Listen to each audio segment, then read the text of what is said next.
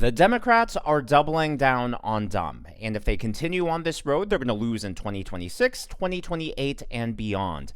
This past week, they just hosted their elections where they selected their party's leadership, and they elected Ken Martin as the DNC chairman and David Hogg, yes, that David Hogg, as the new vice chair. The same position that Tulsi Gabbard once held. Now, just to put into perspective how crazy this is, I'm going to show you their opening prayer. It was given by a clergywoman. You can see her white collar, where she not only prayed to the universe, but wanted to be inclusive and say amen in 3 different languages. May the endless, boundless energy of the universe wrap around you with awe and love and well-becoming. Amen, Ashe, Amin, and may we together make it so. Personally, I don't think that was enough amens. You should probably have one for every gender. So she had about, 75 more to go. But hey, good on her for trying.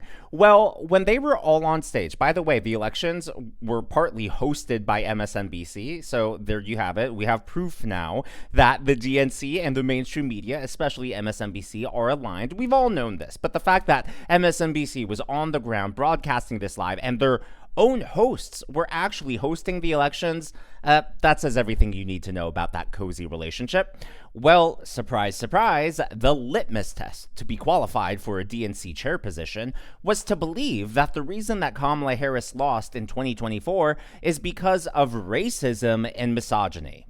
In this round, so I'm going to, I have a show of hands.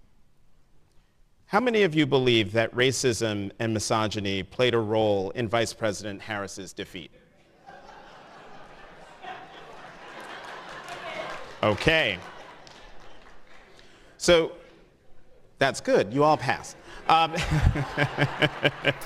The you all pass kind of gives it away. It tells you that they're going to double down on this. They don't plan on course correcting anytime soon. And you know what?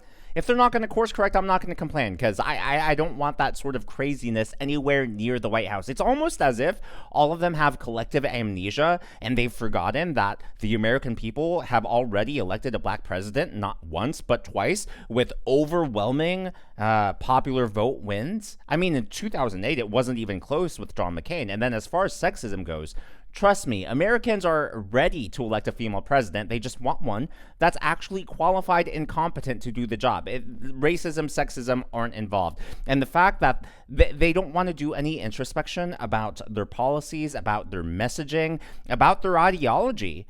I mean, if they want to live in a bubble and they want to just exclude and ignore the rest of America, they can do that. It's a free country. But don't get angry when you guys lose in 2026, 2028, and beyond.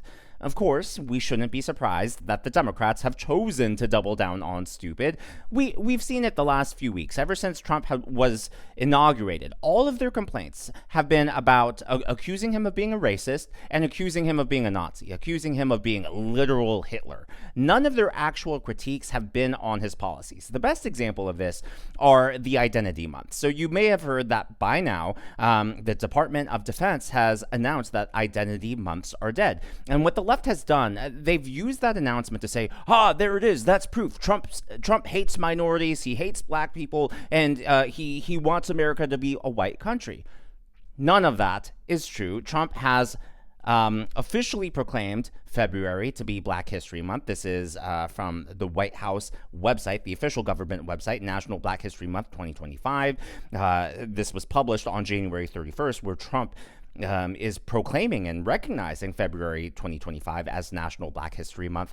Now, the reason we want to proclaim Identity Month instead in the Department of Defense is very obvious. When you think about the Army, when you think about the military, any branch of the military, you want cohesion. They're supposed to operate as single units. Yes, highlighting differences, even with good intentions, can be a distraction. It can unintentionally cause division within the ranks. You want everyone to focus on what unites them rather than what separates and differentiates them, especially in the military. And the fact of the matter is that you talk to any veteran, you talk to any current serviceman and woman, they view the military as a brotherhood and a sisterhood. because they're all serving together. It's not about their differences. It's about coming together to be patriotic, to serve the country, and to protect the country. So I think you can have equal recognition and equality through that shared identity. But the Democrats, they just want to look at the optics of stuff, and they never explore, hey, why did the Department of Defense think it was appropriate to eliminate identity months? To me, that explanation is perfectly acceptable, and to me, also perfectly logical. Now, one of the key components of these elections are the speeches, because the candidates want to convince everyone in attendance to vote for them. Well, one of the candidates forgot where she was, apparently, and thought she was a contestant on The Voice, American Idol, America's Got Talent. I don't know. You take your pick, but she was definitely in the wrong place. And we'll begin with the opening statements. Each candidate will have 30 seconds, and we'll start with Dr. Quintessa Hathaway. Good evening, everyone. It is my desire to be the next DNC chair, and I just want to give you all a little bit of something that's been on my heart here over the last couple of days. You fight on, you fight on, you fight on, you fight on. When your government is doing you wrong, you fight on, oh, you fight on. Thank you. Look, if you wouldn't get a chair to spin around for you on The Voice, or a golden ticket on American Idol, or a buzzer on America's Got Talent, I don't think it's going to happen for you at the DNC. Just saying. Better luck next time.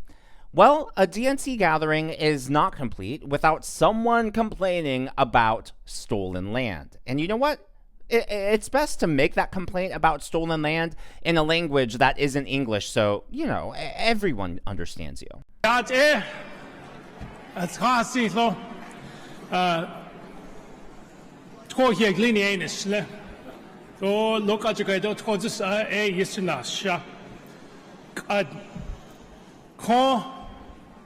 Ooh, boy.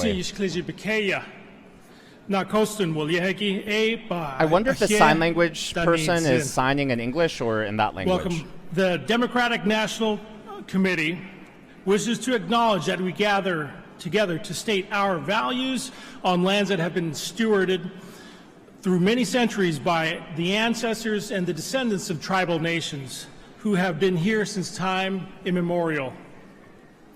We honor the communities native to this continent and recognize that our country was built on indigenous lands and hope.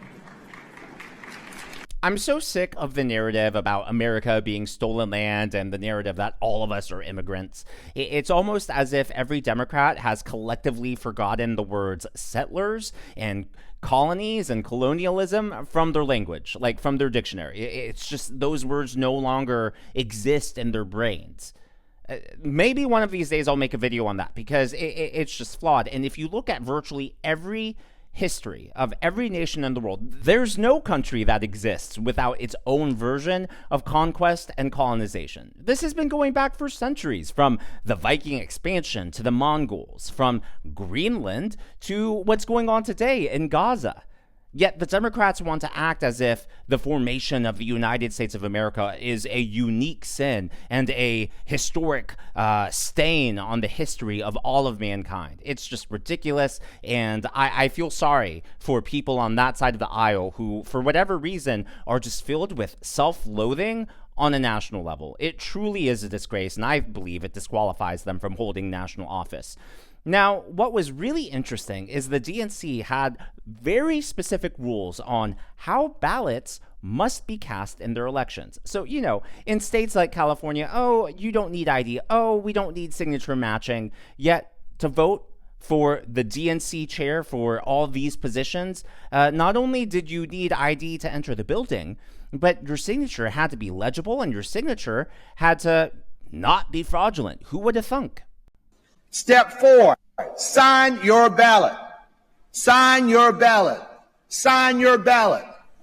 A ballot must be signed in order to be counted, so that it is important to sign your ballot. We cannot count votes that are illegible or not signed. So follow the 4 simple steps. Write legibly, and we'll have a straightforward and quick counting process. Why do they require signatures? Why are they requiring ID to get into the building? I thought those things don't work. I thought there was no such thing as voter fraud and no reason to worry about ineligible ballots. Yet in a very small room where supposedly only high-profile Democrat Party leaders are in attendance, you have to sign your ballot. You have to get into the building appropriately. Huh. Just saying, just pointing that out. Well, the Democrats are doubling down on 2 things now at the same time. Not only are they doubling down on pronouns and just 75 genders, they're also 78. I'm sorry, that was inconsiderate of me.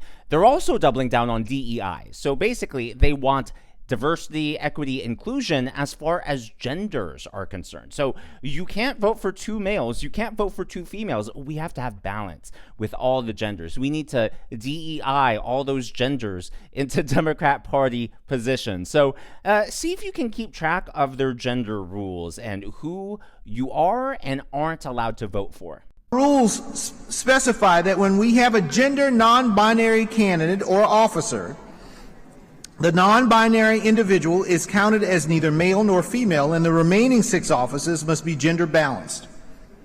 With the results of the previous 4 elections, our elected officers are currently 2 male and 2 female. In order to be gender balanced, we must elect 1 male, 1 female, and 1 person of any gender. So again, this is what we have to do for this vice chair race. We have to elect 1 male, 1 female, and 1 person of any gender. To ensure our process accounts for male, female, and non-binary candidates, we conferred with our RBC co-chair, our LGBT caucus co-chair, and others to ensure that the process is inclusive and meets the gender balance requirements in our rules. To do this, our process will be slightly different than the one outlined to you earlier this week, but I hope you will see that in practice it is simple and transparent. The order... Yeah. And while he was speaking, I Googled. I'm sorry, there are 72 genders other than male and female. I'm sorry for being uninformed and just ignorant of that fact. So, not only did they elect several crazies, which we'll get to here in a moment, but it wasn't based on merit. It was based on their genitalia and what they identify as, because, you know, that's the best way to establish your leadership. Seriously, I think the Democrats are just screwing themselves over, at least for 2026, and I think potentially beyond. We'll see. Time will tell. Well, they officially elected Ken Martin, who is, I believe, from Minnesota, to be the new chairman. He is the gentleman you see on your screen. So after all of that, after all the genders, after focusing on race, they elected a straight white man to lead the DNC, to be the new DNC chair. But don't you worry, even though he's a straight white man, he is still pretty woke, and he's just apologizing and so sorry for his whiteness. So I have to admit that I have my own white privilege here, and but that doesn't prevent me from seeing the phobias that exist throughout our communities, both in Minnesota and, frankly, throughout this country. What is crazy, though, for me, isn't the election of Ken Martin as DNC chairman. What just blows my mind is that they elected David Hogg to be their vice chair. Keep in mind that Tulsi Gabbard was formerly the DNC vice chair. Oh, how far the Democrat Party has fallen. And during his campaign speech, David Hogg only knew 1 volume, and that was screaming at the top of his lungs. Yeah! Are you ready to go on the offense? Yeah! Are you ready to go on the offense? Yeah! We have to win back our young people. I am the only candidate in this race for any of these positions that is under 30. We had a 20-point shift to the right of our young people. We must show our young people we give a damn about them, that we support them, and we invest in them. I have raised over $11 million in the past year to support the future of our party, because I don't just tweet, I don't just talk the talk, I also walk the walk and I knock the knock in doors across the country. But I'm counting on you in this moment right now. I need your support. Please vote for me. Thank you so much. So I said I was surprised when David Hogg won the election, but realistically, when you take a look at the other candidates, it's not so surprising. I mean, he probably was the best choice the Democrats had. Hello, Democrats. Hey, I am speaking, and I would love your attention. There is a black woman at this podium, and I deserve your attention like the 11 people who went before me. Yes, I am speaking. Good evening, Democrats. Look up here. 3 strong black women standing before you. 3 black women who, rather than just grabbing a chair, ran for chair. Te quiero mucho, Papa. Gracias por todo. My name is Artie Blanco, Freddie Blanco's daughter. Vote for me for vice chair. Look at this room, y'all. Truly take it in. This is the Democratic Party. We are our strongest when we stand together. We are in a time in this country when our democracy and our rights are under attack. We're at a time where black and brown people, women, and other minorities are being blamed for everything that's wrong with this country. You get the idea. It was all about their gender. It was all about their race. Hardly anyone focused on actual ideas or how to steer the Democrat Party out of the wilderness they're in. Instead, they all doubled down on the very same reasons that just cost them the last election. And the best part in all of this is they still got heckled by protesters. That right there just proves that going woke is a lose-lose situation. You lose the middle, and then you lose the radicals in your party. You alienate people on either side of you. It does not work out. Take a look and revel in these protesters. Here at home. Okay. Party that the other, but